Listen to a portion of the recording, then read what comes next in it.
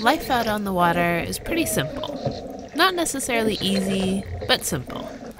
Although it might seem like there's a lot of time in the day, our hours are quickly filled with sail changes and keeping the boat moving in the right direction, catching and preparing our food, a bit of swimming, keeping the boat clean, and just taking in the world around us.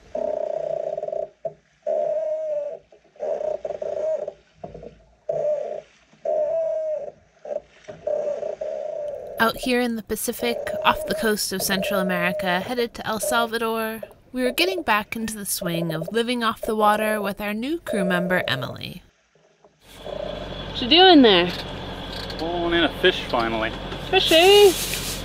Fishy! Whoa, what is this? You're holding a fish. No, come to... Yeah, it's a black skipjack. Yeah. That'll be good. Yeah. It's our first fish in a while. I was gonna cut it, but Hillary would not allow me. She really wants to be the one to do the fiddling of it. And now my alarm's going off, so I've got some chickpeas down below, a little bit of hummus. So I gotta go get that.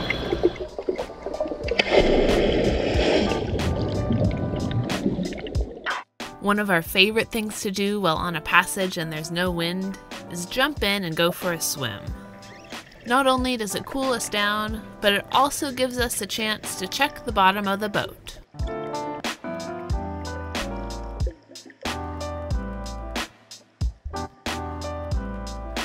We're just finishing up bathing day.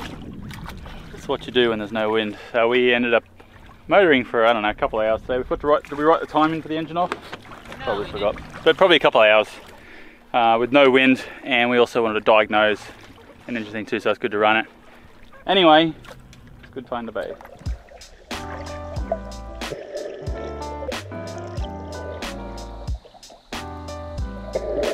After hours in the hot sun, there's nothing that feels as good as getting underwater.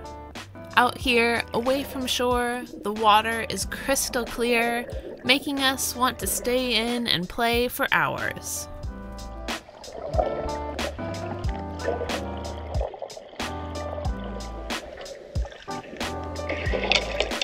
And I thought we could see the bottom, but there's no way, 'cause it's like 65 meters, so I don't know, maybe we're seeing a big mound. Looks like sand and a big rock. Yeah, we had a little manta come out here in the middle of nowhere to join us.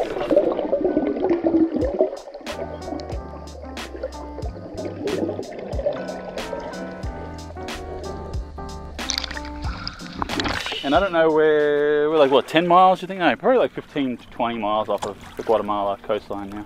I think this will be our last day along Guatemala. Yeah, should be. Should be into El Salvador tonight. El Salvador tomorrow. It's exciting.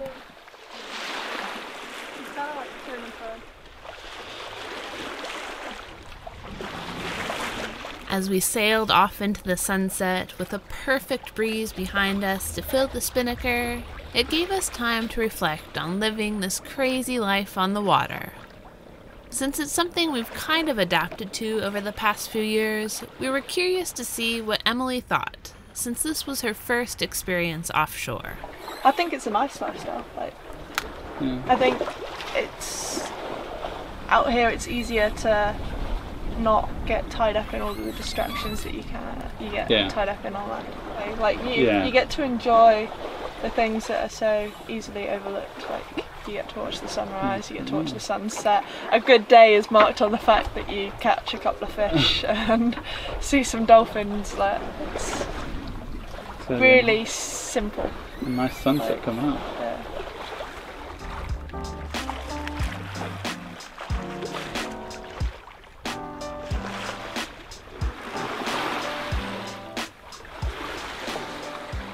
Gonna have fish for dinner tonight, and somewhere out that way is El Salvador. Maybe there. There. Basically we're beside Guatemala and El Salvador.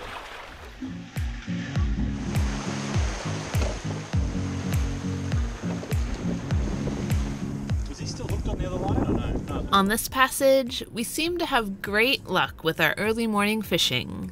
As soon as the sun came up, we had the lines in the water, and not long after, a fish on. Hey. Inappropriate.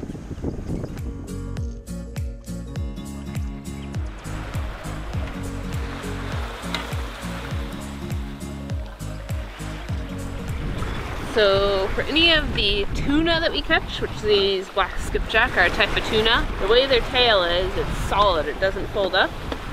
So after we spike them or cut their gills, whatever we're gonna do to bleed them, we tie a constrictor knot, is that what it's called? Mm-hmm. Constrictor knot, which is kind of like a modified clove-hitch around the tail, and then just hang them off the back.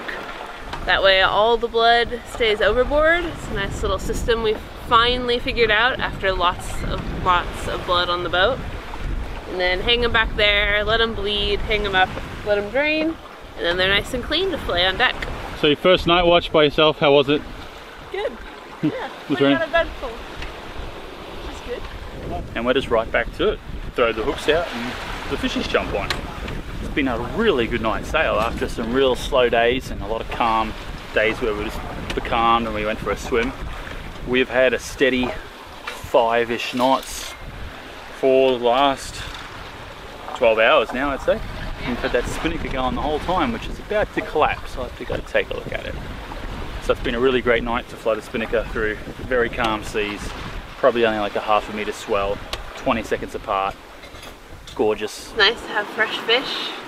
It's been a long time since we've had fresh fish. It's awesome to be back out fishing, sailing, all that good stuff. So far this morning we have caught 4 of these black skipjack. Oh, more than that. Well, we caught 4 that we had on board. We let 2 go. We hooked a couple that didn't quite hold on. We ended up just taking 2 of them, so the other guys we let go. The funny thing is that a lot of people out here, a lot of the cruisers won't eat these guys because of the dark red meat on them. I'm not sure why. They don't like the taste of them, or they've just heard from other people. I'm not sure what the reason is. We think they're delicious. Learned from our friends to cook these guys up kind of like a steak. So last night we had one for dinner. Delicious. It's like a roast basically. We had some veggies and then just salt and pepper for fish. Grilled up on the cast iron. Nice and well done. It's so flaky, it tastes just like a steak. Really good stuff. And we're heading dead ahead for a floating tanker. We're in El Salvador now. Well, we're still in international waters, but we're off of El Salvador. Probably give this tanker a call in a little while just to make sure we're okay to pass by him and there's nothing extra special going on.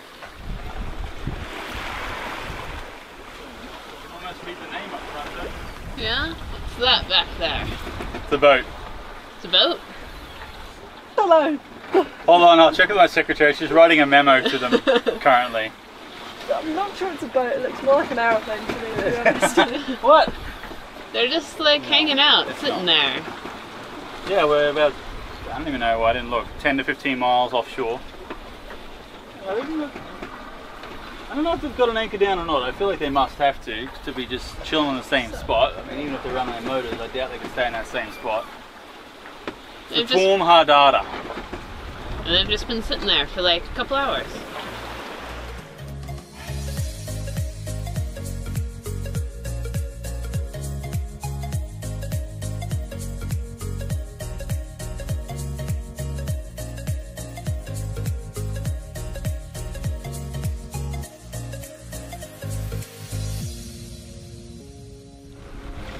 Well, it is, I don't know what time it is, early morning sometime, maybe like 3 a.m. or so. We have a lightning storm now. Started out, we just passed through a few rain clouds, wasn't too bad, and it kind of rebuilt behind us once we passed through.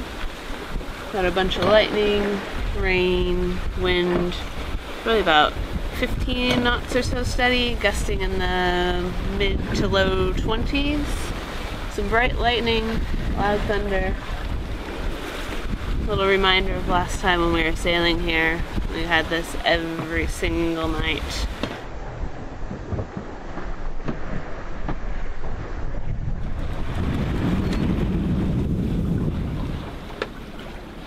Well, I'm all tethered in here. We had a number of thunderstorms come over us here last night. Got 3 around us right now. Didn't hit us till very late. The first one got Hillary when she was on watch, about 2:30 in the morning. And then we kind of followed that one along and tried to cut through it. After running with it downwind for a bit. But we've still got lightning coming off through the sunrise here. Also back behind me there's a bunch of lightning. And then over here, which we came through earlier. But it was a very wet night. I had my rain gear on earlier, so did Hillary. We both got nice and wet.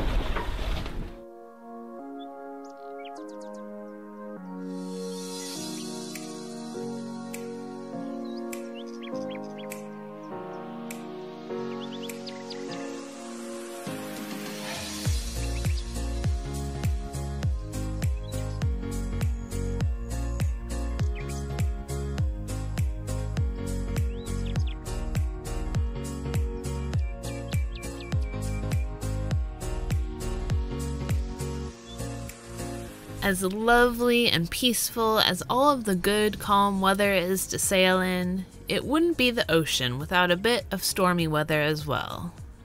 Nights like this certainly keep us on our toes and serve as a good reminder how much respect Mother Nature and the elements deserve.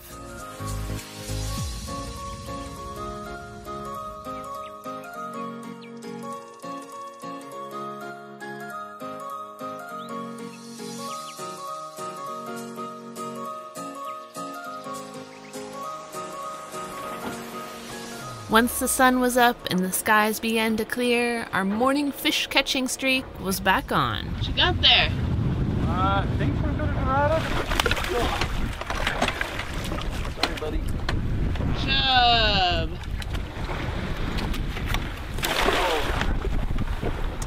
Thank you, Mr. Dorado. This is going to be sushi today. Nice, big guy. Yeah. Look at that. Definitely one of the larger ones we've caught. That's a good 3 feet. Yeah. Something like that. It's heavy. Gotta go put it down.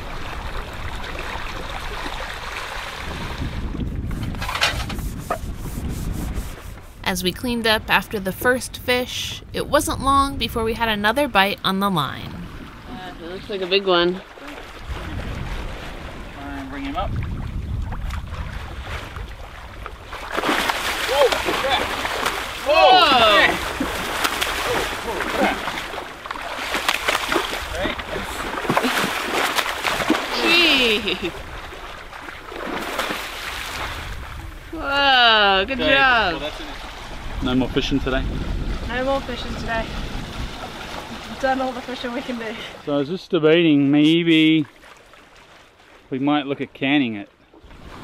Right, time to do something with these 2 Dorado we caught. Got rewarded after the stormy night with 2 fish.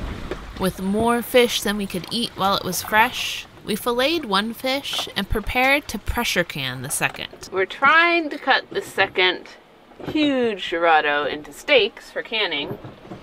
And I've never staked a fish before. I've watched them do it plenty of times with salmon, but I feel like they must have a smaller bone because I cannot cut through the center bone.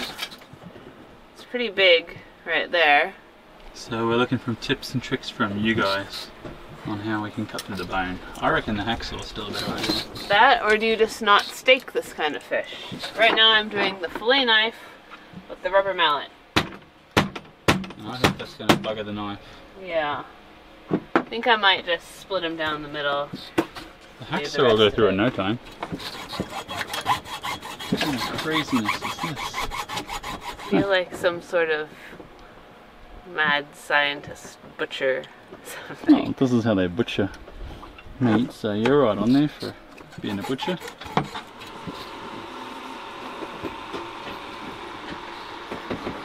This is our first time doing fish, canning fish, and we had a lot of the Dorado, the mahi-mahi. Let's see, we're underway on our way to El Salvador. We've still got 18 to 20 hours to go. So we thought we might as well can while we're underway. All we're doing is a teaspoon of salt in the jars, and then Hillary staked up all the mahi-mahi, or the Dorado. Just shoving that in there, and that's what we're going to do. We're going to cook that for about 90 minutes. Bones, skin and all on there. It'll tenderize it beautifully. I rinsed them in some salt water and then did a little freshwater vinegar rinse as well to get rid of some of the slime. See how it goes. Should be good. I'm excited. Pressure canning is a great way to preserve perishables without refrigeration. If you want to learn more about pressure canning meats, be sure to check out our how-to video. The link is in the description. This is what a day in the life of a passage should really be like. When it gets slow and there's no wind, you just swim with the fish fishies. and the dolphins and the turtles after we caught some awesome fish. I'll be getting in shortly. I'm just getting the pressure canner going and I'm going to wait until that's up to pressure. Whoa! And then once this guy is up to pressure, we're going to let that heat up the cabin. I'm going to get in the water.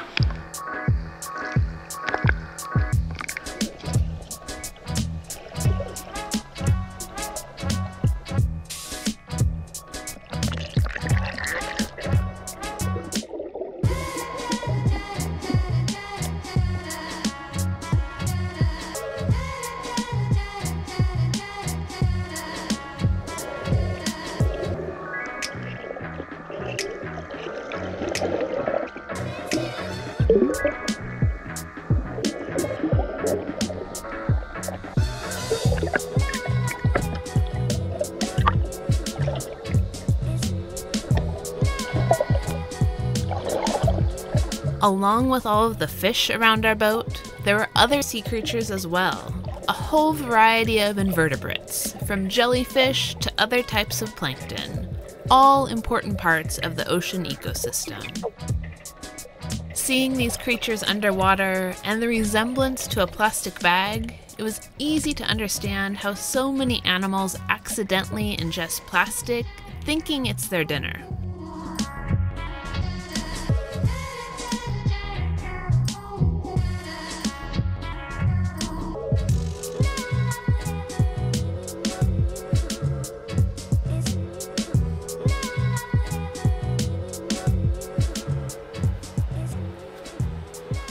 Just making up some sushi with our dorado we caught today.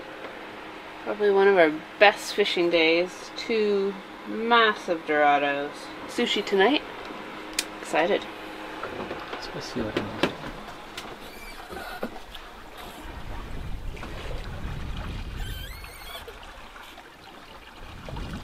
Why did you want to come sailing in the first place? Like, what drew you to even... It's something that's always kind of intrigued me. Like, I wanted to know more about it and kind of experience what it's like to be kind of out on the open ocean. So what do you think thus far?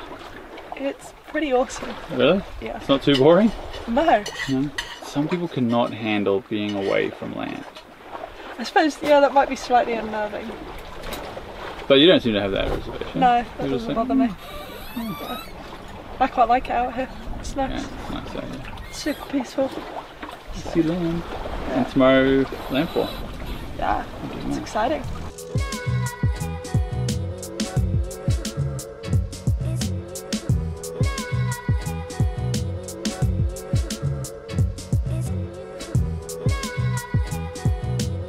Thanks so much for watching. If you enjoyed our video, please give us a thumbs up, subscribe, and even consider joining our patron Adrift crew. Until next time, adios!